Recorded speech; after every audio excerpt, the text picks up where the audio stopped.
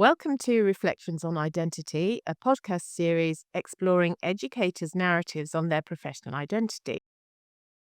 Today we are talking to Lewis Stockwell, a principal lecturer in outdoor education. Welcome, Lewis. Hello, hello. Hello, and could you start us off by telling us a little bit about your role, please? Oh, good question. Sometimes I wake up in the morning and think about that myself, like what am I and who am I today? As you said, I'm a principal lecturer in outdoor education or outdoor environmental education, which basically means I kind of support colleagues in overseeing kind of the postgraduate programs that we've produced and that we work on pretty much every semester. And alongside that, I also have another role as a head of curriculum where I kind of oversee academic quality for the school. So anything to do with education related programs, I oversee academic quality work. And at the moment, I'm also kind of overseeing postgraduate taught provision. So I've kind of got this weird Venn diagram identity going on at the moment where all these things kind of overlay each other, really. And I mean, obviously, you've alluded to identity just now, Lewis, and you were very gracious to be one of our chapter authors in the recent book Carol and I did around Yeah. identity. Why is identity important to you? Because I mean, knowing you and knowing what you've written previously, it clearly is. I mean, why is professional identity important to you? Yeah. It's one I teach about it a lot now, and I teach about it a lot in lots of different ways. So both in the modelling of teaching in outdoor education, and also when I'm trying to understand what it means to be a good educator. Professional identity is who I am and trying to work out what I think and how I act. So it's kind of there's a bit of philosophy underpinning this, which is kind of the way that we present our moral selves is both in our thoughts and our actions, and they can't be separate. So they can't be separated. So the way that we think, the way that we appraise, also should then influence the way that we act. And so I think that's a been a significant part of my identity ever since I was as an undergraduate in philosophy and history.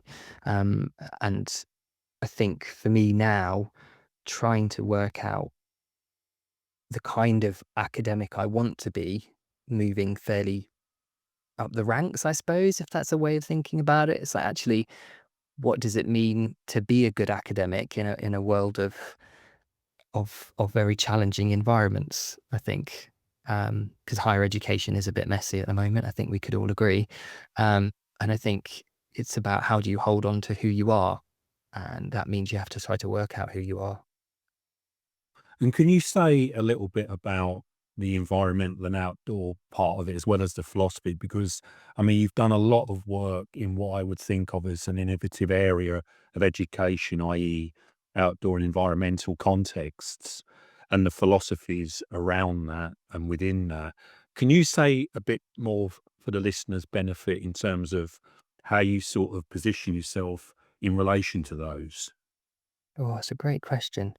Yeah, okay. So the way I've positioned myself in relation to kind of outdoor education practice is on the sidelines, and I've kind of written about this a little bit within the book chapter, but also I've spoken about it elsewhere. Partly because people draw on philosophical concepts in outdoor education, but they don't necessarily draw on them deeply. It's more like it's a means to an end. It's an instrumental value rather than maybe the kind of work that maybe you and I do, Neil, and also that Carol does within her area of expertise and teaching identity, etc., where we really tried to grapple with those deep what do these things mean and how do they work. So when it comes to say things like outdoor education, I sometimes put myself on the sidelines because I don't see many people doing that kind of philosophical work in outdoor education practice. Um, and that's where kind of my PhD and stuff has moved to. But I would say what I've tried to do in relation to the natural environment and educating in the natural environment is kind of to show that the world is not disconnected and in disparate kind of pockets of knowledge and practices, which often children and adults get socialized into. Children get told that the curriculum is these kinds of subject areas and everything's kind of bracketed off. And, if you're doing history, you're not doing geography, or if you're doing geography, you're not doing science. And I think a big kind of drive for me within my professional work is to try to help people understand that the world is messy and we should revel in the messiness, because that's actually where we find a lot of joy and a lot of answers and um, a lot of inspiration, I think. And so when it comes to being in the outdoors, I'm not an adventurous person in that way. I don't kind of live after the paradigm of going out and being adventurous and taking over landscapes, because that's got a whole host of colonial issues connected to it. But it's about how do we perceive ourselves as part of a wider interconnected world, and how do we then adapt our identities to that reality, really, I suppose. Do you see, I mean, are there other practitioners, other theoreticians? I mean, is there a community of practice around this work and what you're doing, or is it mainly just individuals working in isolation, Lewis, in relation to this sort of work around philosophy, education, and the natural world? There are I think often people who work in this area would quite happily accept that they're outdoor educators. They'd quite happily accept that they're outdoor educators. But then within that, everybody's got their own kind of smaller niches where they want to kind of hold a particular part of their identity, and different theories will lead people towards different ways of conceptualizing who they are. So they might be like post-humanists, or they might be experientialists, or they might be adventure educators, or they might even be PE educators, because in the UK context, outdoor education sits within the PE curriculum, for instance, although in the reality of most schools, it sits within something like the Duke of Edinburgh's award or whatever. So you have these, I wouldn't call them factions, but you have these kinds of groups that would quite happily say, I do outdoor education. But then within that, you've got these kinds of, I don't know how you just kind of these interconnected pockets of people that kind of go into each other's area and each other's domain when they see something that's interesting to them, and then they walk back and retreat and take it back into their own space when it's like, oh, I've got what I need, and the like. So I would say that there's definitely a growing area of philosophical, theoretical, and spiritual um, kind of underpinnings. But then within that, you have groups of people, groups of practitioners and academics who are within their own kind of spheres of influence, or identity spheres, if that's even a thing. And if it's not, we should start it. Exactly. So does that enable enough sort of commonality to, I mean, do you feel like you're working with other people in the field with that in mind, or does it just feel very disparate and never the twain shall meet in relation to these different facets of outdoorness, if you like? I think it depends where you are, interestingly. I do a lot of work with schools, and we do a lot of work trying to make sure that outdoor learning is accessible for everybody. And therefore it means it shouldn't be costly and it shouldn't negatively impact on the environment. And you find a big influence and a good reciprocal conversation with schools and teachers who maybe they don't get the funding for this kind of thing, but they see it as valuable. Then when you move into, say, the practitioner education space, I think that's sometimes where you can find resistance, interestingly, because I think for whatever reason, people hold on to aspects of their professional identity in interesting ways. One very good example is if somebody calls themselves a forest school educator. Now, most people will know what forest school is. It's a pedagogical approach often used in early childhood, but now used in primary a lot, um, for a form of outdoor learning. But it has become the title for outdoor learning, rather than, saying, so we would say, we would say to children, we're going to do outdoor learning today. And the teachers or the children might say, oh, we're doing forest school. No, no. we're doing outdoor learning today. And often the same things might happen, but it's the pedagogical, philosophical points there. And the idea of critique within that space, a critiquing forest school practice, is not something which is universally welcomed, interestingly.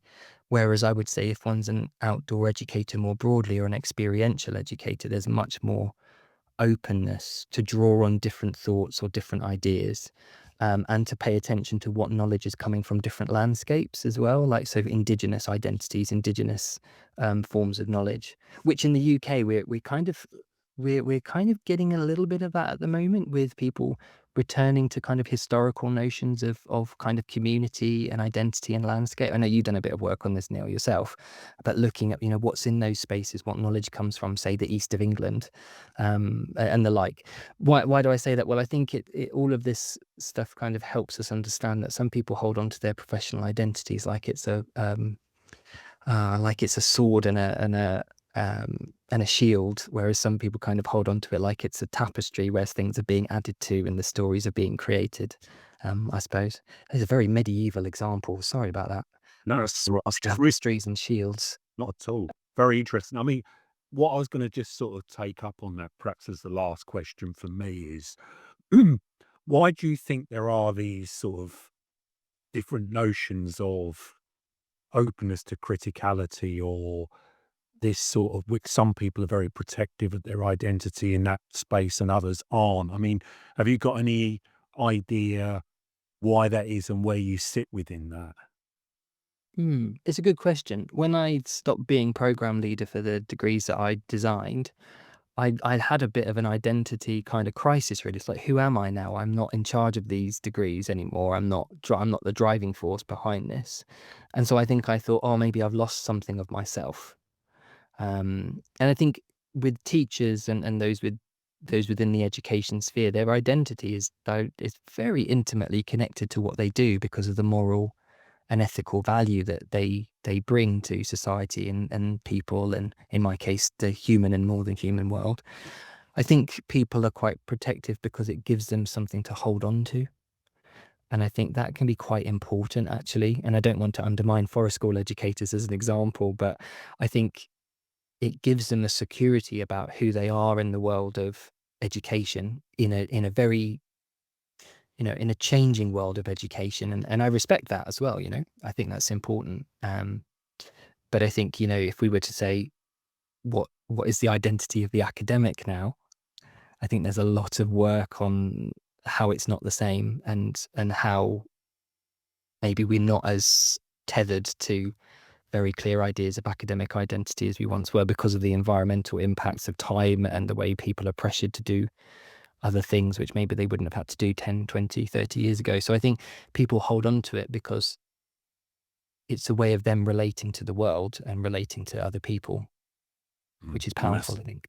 yeah, I mean, it's a lovely way to sort of finish and wrap up my part of the sort of the interview, for want of a better word, Lewis. I mean, it's such an important area, an increasingly important area, especially with climate change and just this sort of awareness that, the human world has to live and work with, as you say, the other than human world, or the not Mm. human world as well. So, and that comes over, and your sort of morals and ethics around that comes over very clearly. So thank you for that.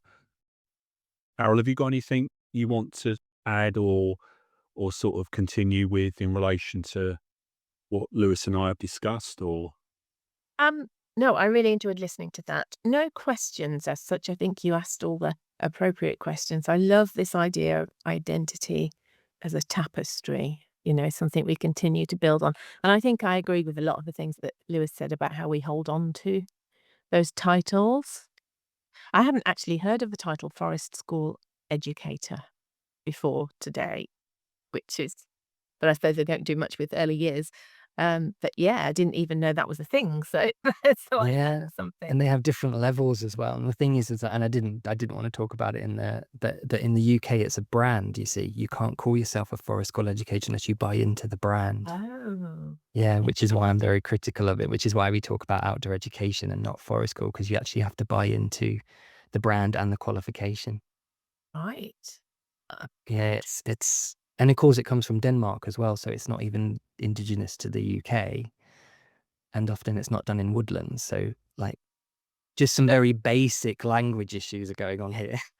But also, it's like, what are we missing? You know, if we're teaching in Bedfordshire or Hertfordshire, then what connections to the landscape do we have that we're not currently engaging with? You know, like the straw plat industries, or or anyway, I could go on for this for hours. But School. yeah, It should be called sapling school because in most cases it was in quite underdeveloped areas. yeah, I like that. See, it's got a nice kind of political aspect to that. I like Yeah, that, yeah, and it fits with young children too, doesn't it? doesn't it? Doesn't it? Yeah. Exactly that. Exactly Um, that. Thank you, Lewis. That was No, thank really you. interesting. Thank you so much. You have been listening to Reflections on Identity.